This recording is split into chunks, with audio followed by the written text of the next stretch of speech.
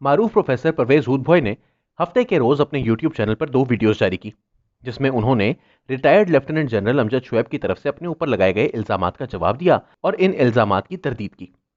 Video के पहले हिस्से में परवेज हुडभॉय ने इन इल्जामात का जवाब दिया, जिनमें जनरल अमजद शोएब ने इन पर पाकिस्तान मुखालिफ होने और पाकिस्तान दुश्मन मुमालिक से ताल्लुकात का इल्जाम आयद किया था। इन समेत दीगर तमाम इल्जामात पर प्रोफेसर हुडभॉय ने इनका बराह रास्त जवाब 2 मुख्तलिफ वीडियोस में दिया। हुडभॉय ने अपनी पहली वीडियो जनरल अमजद के इस बयान से इत्तफाक करते हुए शुरू की, जिसमें उन्होंने पाकिस्तान के पास एटम बम रखने की मुखालिफत की थी, बिल्कुल उसी तरह जैसे उन्होंने किसी भी मुल्क के पास एटम बम होने की मुखालिफत की।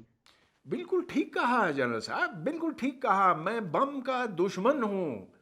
मैं समझता हूं कि किसी मुल्क के पास बम नहीं होना चाहिए बशमूल पाकिस्तान और इंडिया के।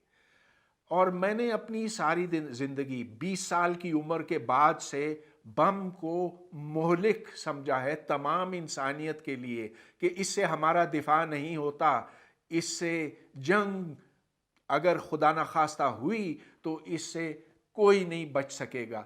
उन्होंने बरमला ऐलान किया कि वो जंग मुखालिफ यानी एंटी वॉर हैं और इन्हें खदशा है कि एटम बम हर खित्ते के लिए वसी पैमाने पर तबाही का बाइस बन सकता है।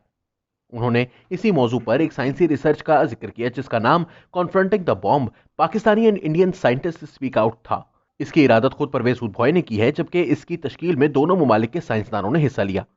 इसके बाद उन्होंने जनरल अमजद शोएब के इन दावों का लंबा चौड़ा जवाब दिया, जिसमें जनरल अमजद के मुताबिक उन्होंने पाकिस्तान के मोहसिन डॉक्टर अब्दुल कदीर खान पर तंज किया या उनकी तौहीन की।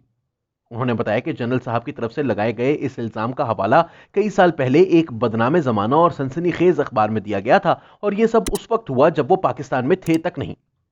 डॉक्टर हुडभॉय ने 2 खुतूत भी जाहिर किए, जिनमें इन इल्जामात के बाद डॉक्टर कदीर खान ने उनसे खतो किताबत के जरिए राब्ता किया। उसके बाद फिर AQ खान साहब के असीरी के दिन आए, जब पाक फौज ने उन्हें नज़रमंद कर दिया। अच्छा किया बुरा किया मैं इसमें नहीं पढ़ना चाहता, लेकिन जब उन्हें घर में कैद किया गया तो उस वक्त AQ खान साहब बहुत से लोगों से ख़तों किताबत करते थे और उन्होंने मुझसे भी करना शुरू किया। तो ये ये 2 खुतूत हैं जो उन्होंने मुझे भेजे थे उस ज़माने में, और जो मैं आपको पढ़ के सुनाना चाहता हूँ।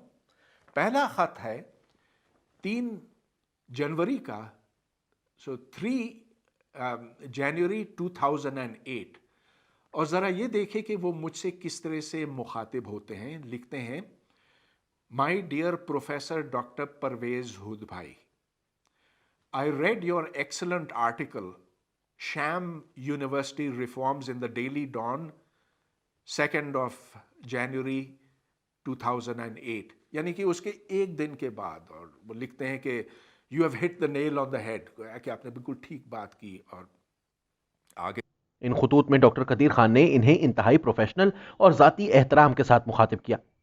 प्रोफेसर हुडभॉय ने पहली वीडियो का इख्तिताम डॉक्टर अब्दुल कदीर खान के इन खुतूत को पढ़ते हुए किया, जिसमें मोहसिन पाकिस्तान ने उन्हें मुखातिब करते हुए वाज़ेह अल्फाज में लिखा कि फौज ने मुल्क को हमेशा के लिए यरगमाल बना रखा है।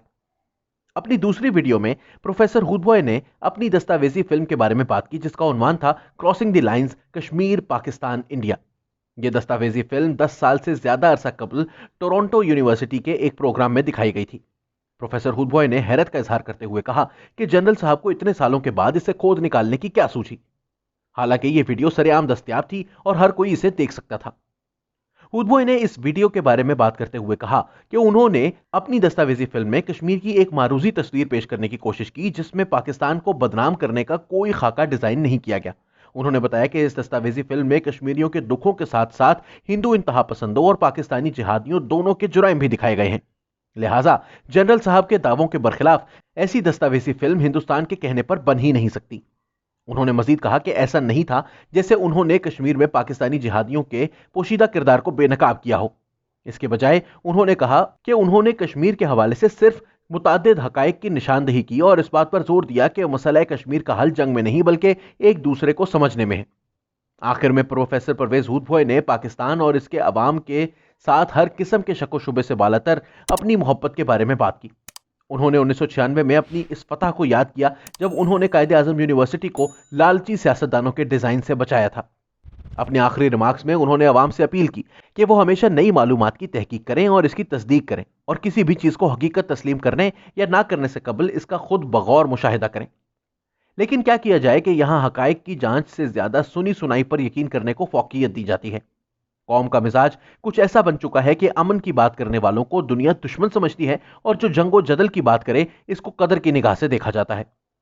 हुडभॉय का मानना है कि पाकिस्तान और भारत के दरमियान एटमी जंग से ऐसी तबाही आएगी कि जिसके असरात अगली कई दहाइयों तक दुनिया के हर कोने पर पड़ेंगे। पूरी दुनिया पर कई साल के लिए तकरीबन अंधेरा छा जाएगा। धुआं जमीन के गिर्द ऐसा हाला बनाएगा कि इंसान तो छोड़िए चरिंद परिंद भी भूखों मरेंगे। ये वीडियो देखिए। War between India and Pakistan, two of the smallest nuclear powers, with only a few hundred weapons of about the size of the Hiroshima bomb. We might die as unintended consequences that the Indian and Pakistani generals never even gave us a thought about. My colleagues, Luke Oman and Alan Roebuck, calculated the spread of smoke after a war between India and Pakistan. It only takes about 2 weeks for the smoke to cover the entire Earth. And it would rise to altitudes between 20 and 50 miles above the surface. At those altitudes, it never rains. The smoke would stay there for years. This farmer may be in Europe or in the United States, but many thousands of miles from Pakistan and India is looking at the smoky sky above him and down at the crops that have died in his field from lack of light and cold temperatures. It's estimated that in a war between India and Pakistan, that we would lose 10 to 40% of the yields of corn, wheat, and rice for years afterward because of the bad weather. The entire world only has enough food to feed the population for 60 days unless agriculture produces more food. Ira Helfand, a member of the Nobel Peace Prize-winning International Physicians for the Prevention of Nuclear War, has estimated that 1 to 2 billion people would die after a war between India and Pakistan of starvation. And after a full-scale nuclear war, temperatures would plunge below ice age conditions. We would be in a nuclear winter. No crops would grow. It's estimated that 90% of the population of the planet would starve to death, and civilization would be destroyed. And no one would be safe. Not those in countries with no nuclear weapons, not those in countries that didn't participate in the war, and not those on the other side of the planet from where the explosions occurred. No one would be safe. ये बात हकीकत है जिसे झुटलाया नहीं जा सकता। खुद पाकिस्तानी फौज और हुकूमत का नजरिया भी यह है कि एटम बम बनाने का मकसद ही यह है कि दोनों ममालिक को जंग से रोकने के लिए दुनिया के तमाम ममालिक को मैदान में उतरना पड़े, वगरना पूरी दुनिया तबाह होने का खदशा है। अब अगर कोई सियासतदान ये अक्ल की बात पाकिस्तानी अवाम को बता भी रहा है तो जनरल अमजद शोएब को चाहिए कि इन पर हमला करने की बजाय इनकी आवाज में आवाज मिलाएं।